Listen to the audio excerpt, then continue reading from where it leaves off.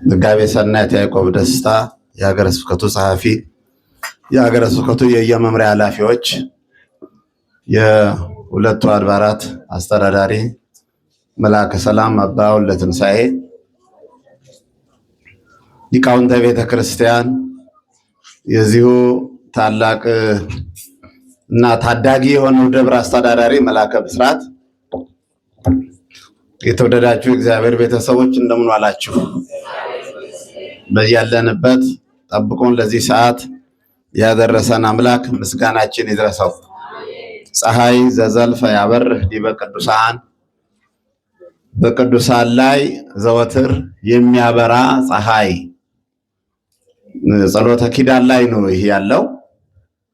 በቅዱሳኑ ላይ ዘወትር የሚያበራ ፀሐይ። በተረፈም ደግሞ ሊቃውንቱም ተክለ ሃይማኖት ፀሐይ፣ ዘማሪያኑም ተክለ ሃይማኖት ፀሐይ ሲሉ ነው የነበረው። ይሄ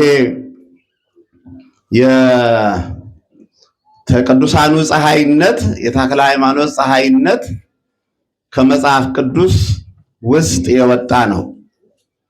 ራሱ መድኃኒታችን ኢየሱስ ክርስቶስ አሜሃ ይበርሁ ጻድቃን በመንግስተ አብሆሙ ምስሕተ እደ እምብርሃነ ፀሐይ በመንግስተ አብሆሙ፣ ጻድቃን በአባታቸው መንግስት 7 እጅ ከፀሐይ 7 እጅ ያበራሉ። ባለቤቱ ራሱ ነው ይህን ስያሜ የሰጣቸው።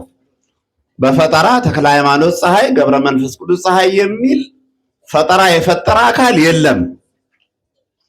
ይህንን የተናገረው ራሱ መድኃኒታችን ኢየሱስ ክርስቶስ ነው። በማቴዎስ 13 ላይ ያን ጊዜ ጻድቃን በአባታቸው መንግስት ከፀሐይ 7 እጅ ፀሐይ የምናያት ነው። በብሉ አይን ፀሐይዋን ማየት አይቻልም ወይ በመነጽር ካልሆነ በመሳሪያ እገዛ ካልሆነ ትኩር ብሎ ፀሐይዋን ማየት አይቻልም። እና ለቅዱሳኑ ምንድነው የሰጣቸው? ከፀሐይ 7 እጅ 7 እጅ እንግዲህ 7 ጊዜ እጥፍ ማለት ነው የቅዱሳኑ ክብር። ይሄ በማቴዎስ 13 ላይ መድኃኒታችን ኢየሱስ ክርስቶስ ፀሐይ ያላቸው ከፀሐይ 7 እጅ ያበራሉ። ስለዚህ ተክለ ሃይማኖት ፀሐይ ብለን የምንዘምረው መድኃኒታችን ኢየሱስ ክርስቶስ ቅዱሳኑን ፀሐይ ስላላቸው ነው፣ ፈጠራ አይደለም። ይሄን እንግዲህ ፀሐይ ለዓለም የምታበራ ናት። እንደምትመለከቷት ብዙ ቅዱሳን በመጽሐፍ ቅዱስ ውስጥ ታላቁ ነቢይም ኢያሱ ፀሐይን በቁጥጥር ስር በጸሎቱ በቅድስናው ያዋላት ናት። ፀሐይ በዛ ርሱን ሲያከፋፍል ከጠላቶቹ ጋር ውጊያውን ሲመራ በነበረበት ሰዓት ፀሐይዋ ገባች ይላል መጽሐፍ ቅዱሱ። ከዛ በኋላ እግዚአብሔርን ጠየቀው። ዞሮ ዞሮ ክብራቸው ማዕረጋቸው እግዚአብሔር ነው የቅዱሳኑ። ያለ እግዚአብሔር ምንም ነገር መስራት አይችሉም። ማንም ምንም ነገር መስራት አይችልም። እና ምንድነው ያደረገው? ምን ልርዳህ አለው እግዚአብሔር ኢያሱን። አይ ልጠልቅ ነው በፀሐይዋ፣ ወደኋላ ትመለስ። ይሄ ሰማዩን ምድሩን የሚቆጣጠሩ ቅዱሳን በእውነቱ ፀሐይዋ ወደኋላ እንድትመለስ አድርግ፣ እንደገና ትውጣ። አሁን መጥለቋ ቀርቶ እንደገና ትውጣ። ፀሐይን ወደኋላ የመለሳት በቅድስናው በንጽህናው የእስራኤል ከሙሴ ቀጥሎ እስራኤልን የመራ የነበረ ኢያሱ ፀሐይን እንደገና እንድትወጣ ጨረቃም ከዋክብቱም እንዳሉ ሁሉም እንደገና እንዲያበሩ ወደ ቀድሞ ስራቸው አጠናቀው ሊጠልቁ ከነበሩበት እንደገና እንዲያበሩ ብሎ እንደዚህ ነው እንግዲህ ቅዱሳኑ። ይሄ ዓለም ብዙ ነገር ያወራል። አሁን እግዚአብሔር ራሱን ያመሰገናቸው ቅዱሳኑ የእግዚአብሔር የሥራ ውጤቶች ናቸው። እግዚአብሔር የነገሰባቸው በተለያየ ማዕረግ በተለያየ መልኩ በተለያየ እንደ ቅድስናቸው ውጤት እግዚአብሔር የነገሰባቸው እኮ ናቸው ቅዱሳን። ዓለም እንደሚያወራው አይደለም። ቅዱሳን አሉ መጽሐፍ ቅዱስ ጌታ እያስተማረ እኮ ነው። በአባታቸው መንግስት በሰማይ ከፀሐይ 7 እጅ ያበራሉ ማለት ቅዱሳን አሉ ማለት ነው። ለእግዚአብሔር የተለዩ ለእግዚአብሔር ሕይወታቸውን የሰጡ እግዚአብሔርን የሚያነጋግሩ እግዚአብሔር የተገለጠባቸው እኮ ነው። እንደዚህ ነው የምንመለከተው ማለት ነው። እና ጌታ እኮ ሐዋርያትን ብፁዓት አዕይንቲክሙ ለርያ አይኖቻቸውን ሲያመሰግን ነበር። ሐዋርያትን ጌታ እኮ ወአእዛኒክሙ ለሰምዕ ይሄን እኔም ማስተምረውን ትምህርት የሰሙ ጆሮቻችሁ ይሄን አዲስ ኪዳን ዘመን ያዩ አይኖቻችሁ እኔ ማስተምረውን መሰራውን ድንቅ ተአምር ያዩ አይኖቻችሁ ብፁዓን ናቸው ብሎ እኮ እግዚአብሔር ነው ያመሰገናቸው። እኛ እሱ ያመሰገናቸውን እኛ እናፍራለን ለማመስገን? እግዚአብሔር እኮ ነው ያመሰገናቸው። ጆሮቻችሁ የተመሰገኑ ናቸው። የአካል ክፍሎቻቸውን እየጠቀሰ አይኖቻችሁ የተመሰገኑ ናቸው፣ ብፁዓን ናቸው አይኖቻችሁ እኔን ያዩ የኔን ስራ ያዩ እኔን የዳሰሱ መላ አካለ ሰውነቶቻቸውን ሁሉ ብፁዓን ናቸው። አካለ እነሱን አይደለም የአካል ክፍሎቻቸውን ማለት ብፁዓን ናቸው። አይኖቻችሁ ብፁዓን ናቸው፣ ጆሮቻችሁ ብፁዓን ናቸው። እንግዲህ ከዚህ የበለጠ ባለቤቱ ክብር የሰጣቸው ባለቤቱ ከፍ ያደረጋቸው ባለቤቱ ማዕረግ የሰጣቸውን ማንም ሊቃወም አይችልም። ይሄ መጽሐፍ ቅዱሳዊ በዓል ነው። እንግዲህ በዓላችን ከመሬት ተነስቶ የተፈጠረ አይደለም። በመጽሐፍ ቅዱስ ውስጥ በነበረው የተደገመ በዓል ነው እና እግዚአብሔር የሚሳነው የለም። ወደፊትም ሊያስነሳ ይችላል። እግዚአብሔር እሱ ድርሻው እሱ የሚያውቀው እሱ ነው እና ተክለ ሃይማኖት ፀሐይ ስትሉ ፍጡሩን ፀሐይ ይላሉ የሚሏችሁ መናፍቃን ሊገጥሟችሁ ይችላሉ። ግን ይሄን ጥቅስ መያዝ ነው። ማቴዎስ 13 በአባታቸው መንግስት ቅዱሳኑ ከፀሐይ 7 እጅ ያበራሉ ነው።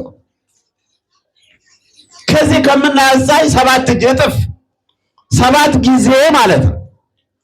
እግዚአብሔር እኮ ይሄንን ያለው እኮ ይሄ አገልግሎታችንን ከመጽሐፍ ቅዱስ ጋር ማያያዝ ያስፈልጋል።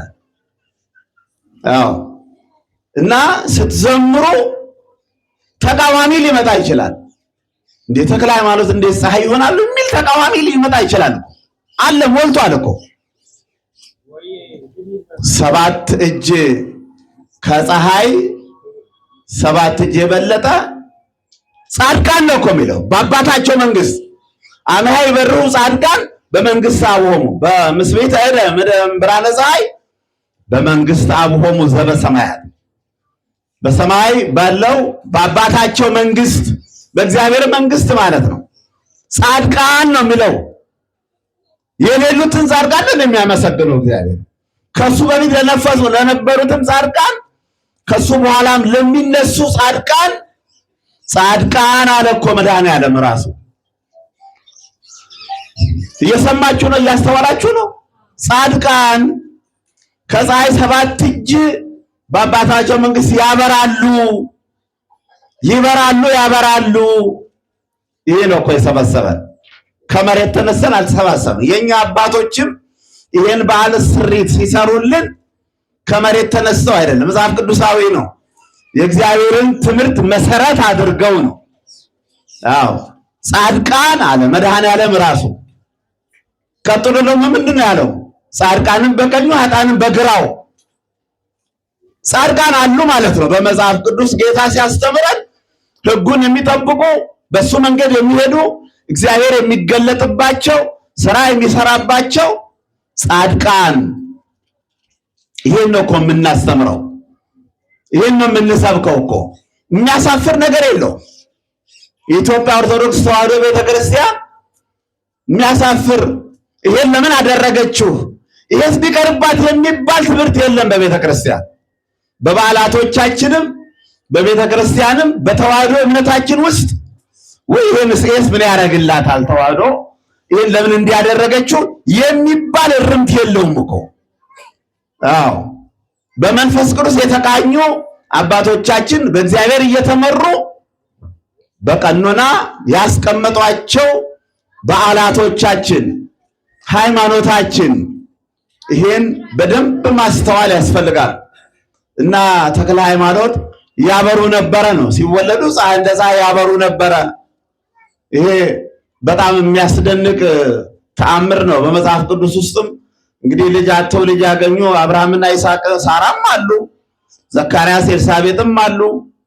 በቤተ ክርስቲያናችን ደግሞ በታሪክ አሁን ይሄን እንግዲህ ምንድነው የሚሏችሁ ተክለ ሃይማኖት መጽሐፍ ቅዱስ ውስጥ እኮ የለም ይሏቸዋል። ይሄ ታሪክና መጽሐፍ ቅዱስን ለይቶ የማያውቁ ሰዎች ናቸው እነዚህ። የታሪክ መጻሕፍት፣ የገድል መጻሕፍት፣ የብሉይ ኪዳን መጻሕፍት፣ የአዲስ ኪዳን መጻሕፍት በቀኖና ቤተ ክርስቲያን ደረጃቸውን ጠብቀው ስራቸውን ሰርተው ያለፉ አባቶቻችን የጻፏቸው እነሱ አልፈዋል። እስከ ዓለም ፍጻሜ አይቆዩም እነሱ። ይሄ እኮ ተክለ ሃይማኖት ገብረ መንፈስ ቅዱስ መጽሐፍ ቅዱስ ላይ የለም። ማቴዎስ እንግዲህ እስከ ዓለም ፍጻሜ አይቆይም። ማቴዎስን ያስነሳ አምላክ ገብረ መንፈስ ቅዱስን ያስነሳል፣ ተክለ ሃይማኖትን ያስነሳል። እና አሁን እግዚአብሔርን የምናየው ዛሬ አሁን የሚከበረው ጻድቁ ገድል በመስራታቸው የተቀደሱ በመሆናቸው ይመሰገናሉ። የነገሰው ግን እግዚአብሔር እኮ ነው። በሕፃን ላይ አድሮ የነገሰው ዛሬ በጻድቁ አድሮ የነገሰው እግዚአብሔር እኮ ነው የሚነግሰው እኮ። እግዚአብሔር በሕፃኑ ላይ ነግሶ፣ እግዚአብሔር በቅዱስ ቂርቆስ ላይ ነግሶ፣ እግዚአብሔር በሶስቱ ወጣቶች ላይ ነግሶ አሁን ባለፈው አክብረናል የቅዱስ ገብርኤል በዓል። በጣም በሚያስደንቅ በመላው ኢትዮጵያ እግዚአብሔር እኮ ሶስቱ ወጣቶች ላይ ነገሰ። በባህሪው የነገሰ ነው እግዚአብሔር። አዲስ ንግስና አይደለም የሚያገኘው። ተገልጦ ቅድስና በሚሰሩ ሰዎች ላይ እግዚአብሔር ነግሶ ሶስቱ ወጣቶች በመላው ኢትዮጵያ ሰበሰቡት። የኢትዮጵያን ሕዝብ ባለፈው ታኅሳስ 19 መላውን የኢትዮጵያን ሕዝብ የሰበሰቡ የተዋህዶ ተከታዩን ሁሉ የሰበሰቡ የሶስቱ ወጣቶች ውጤት እኮ ነው። እግዚአብሔር በአዲስ ኪዳንም በብሉይ ኪዳንም ከሕፃናት ጋር ከወጣቶች ጋር ከአዋቂዎች ጋር እድሜ ጾታ አይለይም። እግዚአብሔር ሲገለጥ ቅድስና ብቻ ነው የሚፈልገው። በቅዱሳኑ ላይ ይገለጣል፣ በእሳቱ መካከል ይገኛል። የተክለ ሃይማኖት ዛሬ በየዓመቱ የምንነግራችሁ እሳቸው የተወለዱባት መደብ እስካሁን ተቀምጣለች። መደቧን ሰው ሁሉ ይሳለማል። እግዚአብሔር ጻድቁን የወለደችባት መደብ በእቲሳ ተክለ ሃይማኖት ዛሬም አለ መደቡ። እንደ ኢየሩሳሌም እረኞቹ ይተኙበት የነበረ እረኞቹ ንፍሮ ጥሬ ይበሉበት የነበረ የድንጋይ እርቦ ይንተራሱት ይተኙበት የነበረ ዛሬም አለ በኢየሩሳሌም። ያው ታሪክ ጠባቂዎች ናቸው አባቶቻችን። መደቡ አለ። ከብዙ ፈተና በኋላ እንደዚህ እንግዲህ ቅዱሳኑ እዚህ ክብር ላይ የሚደርሱት ከብዙ ፈተና በኋላ ነው። ተፈትነው ተመዝነው በቃ የእግዚአብሔር ነው የሚበልጠው ብለው ማረጋገጫ ካገኙ በኋላ ነው የሚገለጥባቸው። እግዚአብሔር ማረጋገጫ ካገኙ በኋላ በሶስተኛው ቀን ሕፃኑ እንግዲህ ተነጎዳ ዛሬ ተወልደዋል። አሐዱ አብ ቅዱስ፣ አሐዱ ወልድ ቅዱስ፣ አሐዱ ውእቱ መንፈስ ቅዱስ ብለው እንግዲህ እግዚአብሔርን ያመሰግናሉ። ሕፃን ጾታ ዘር አይለይም ብያቸዋለሁ። እግዚአብሔር የሚሳነው ነገር ስለሌለ ማለት ነው። እንደ በዚህ በእኚህ ሕፃን በጻድቁ አባታችን ላይ ተአምር ሰርቶ እስከ ሕይወታቸው ፍጻሜ በጅምር አይደለም የሚኖሩት ቅዱሳን። ኑሯቸው በጅምር ሳይሆን እስከ ሕይወት ፍጻሜ እስከ መጨረሻው ድረስ እስከ ሕይወት እቅታ ነፍሳቸው ከሥጋቸው እስክትለይ ድረስ ቅዱሳኑ ከእግዚአብሔር ጋር ናቸው። ከዚህ በኋላ ነው እንግዲህ ሰባት እጅ ከፀሐይ ሰባት እጅ የሚያበራ ሕይወት እግዚአብሔር የሰጣቸው። እነዚህን ለመማፀን ነው የመጣ ነው። አሁን ለነሱ ሕሊናቸውን አስተካክለህ ከአንተ ጋር እንዲሆኑ ያደረግካቸው አምላክ እኛንም እንደነሱ ባርከን እንደነሱ ኮስተር ያለ ህሊና፣ የማይቀላውጥ ልቦና፣ አንተን የሚያስቀድም ህሊና ስጠን ለማለት ነው እዚህ የመጣ ነው። ስለ ጻድቁ መወደድ ስንመሰክር እኛንም አስበን አብቃን።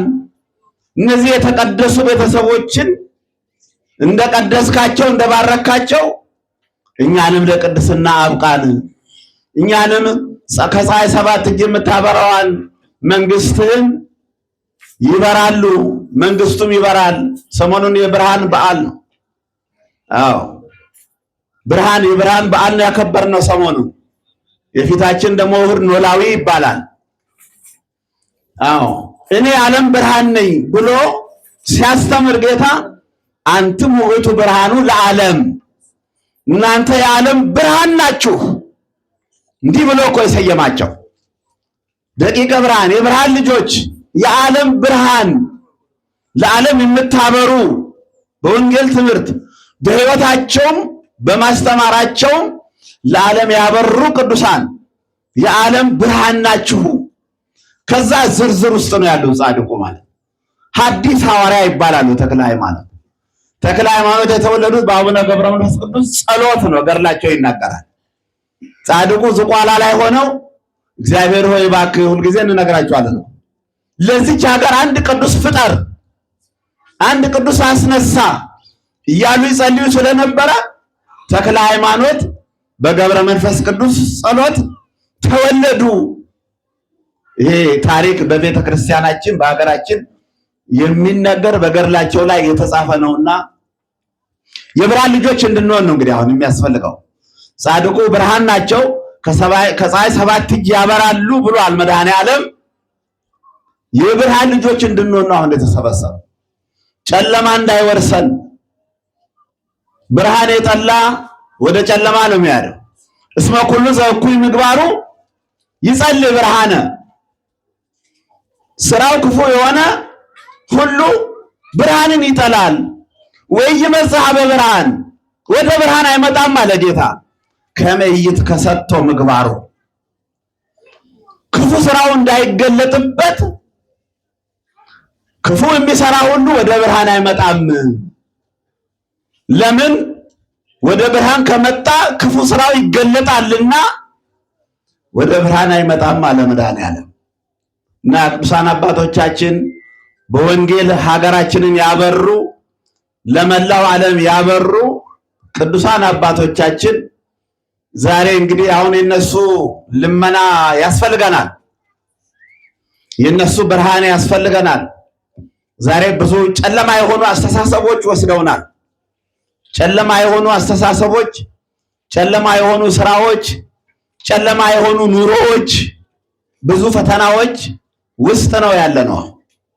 ተነግሮ አያልቅም። ሁልጊዜ አዳዲስ የምንሰማው የክፋት አይነት ነው የምንሰማው፣ የተንኮል ነገር ነው የምንሰማው። መቼ ነው ደስ የሚል ነገር የምንሰማው? በዘመናቸው ሲያዝኑ ኖረው እግዚአብሔርና ጸጋ ዛብ ደስታ አዩ። ዛሬ ደስ አላቸው፣ የሚፈልጉትን አገኙ። ከብዙ ጭንቅ በኋላ ከብዙ ፈተና በኋላ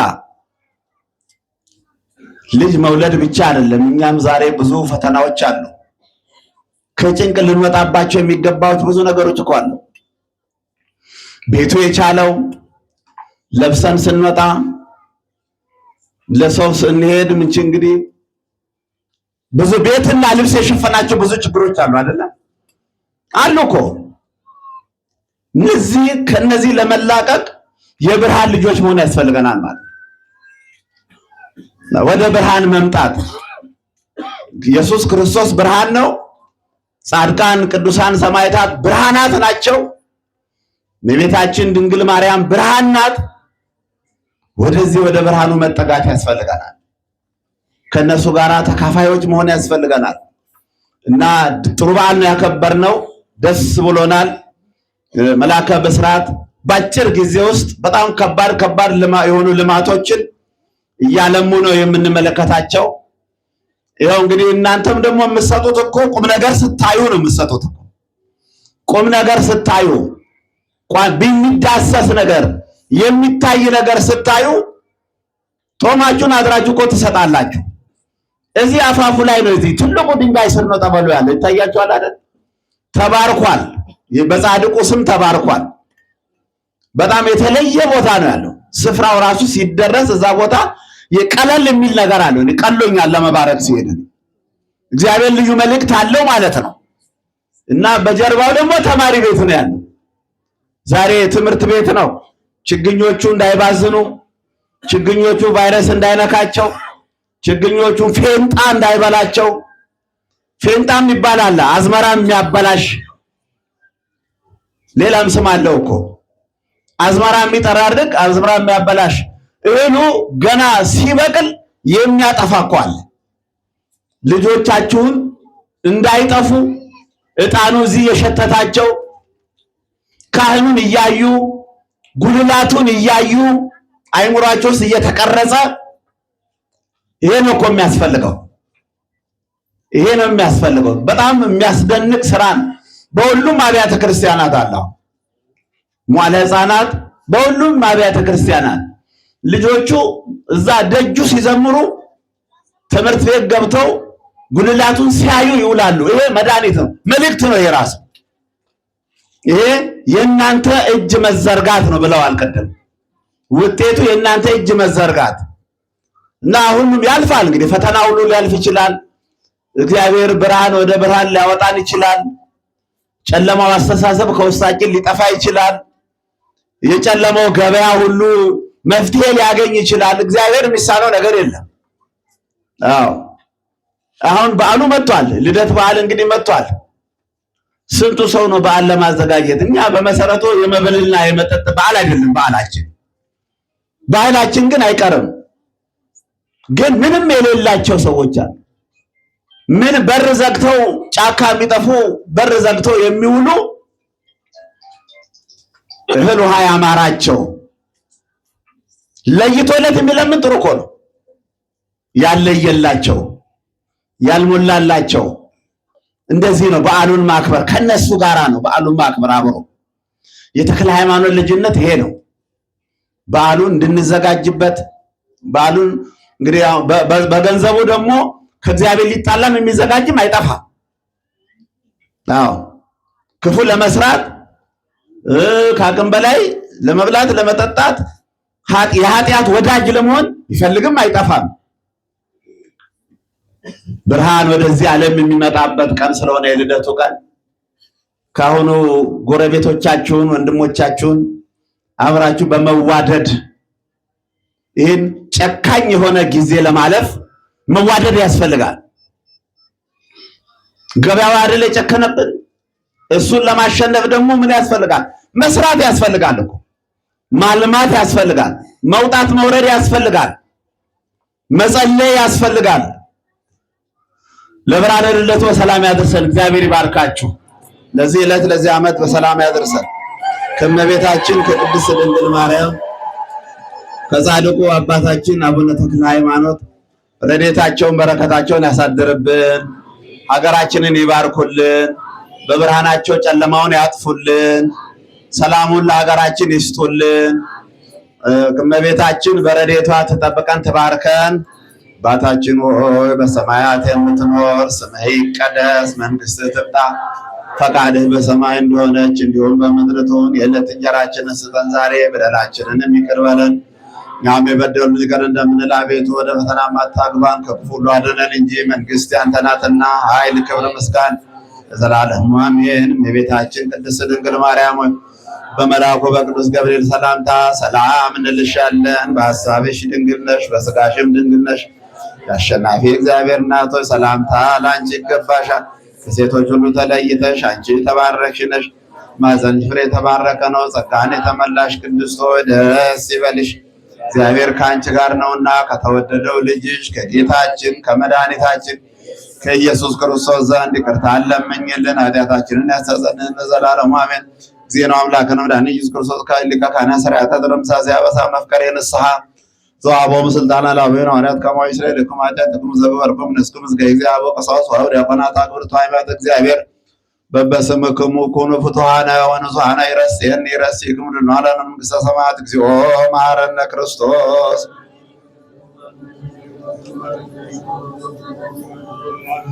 በእንተ እግዝእትነ ማርያም መሐረነ ክርስቶስ